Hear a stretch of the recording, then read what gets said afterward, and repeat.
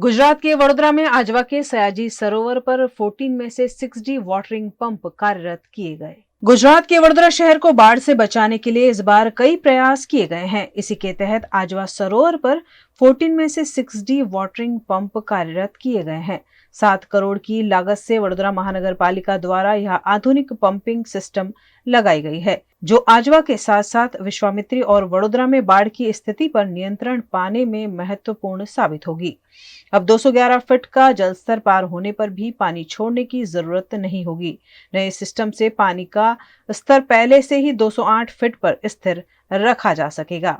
Vadodara mayor Pinky Soni, स्थायी समिति अध्यक्ष डॉक्टर शीतल मिस्त्री, म्युनिसिपल कमिश्नर अरुण महेश बाबू समेत के पदाधिकारियों और अधिकारियों की उपस्थिति में डी वाटरिंग पंप शुरू किए गए हैं।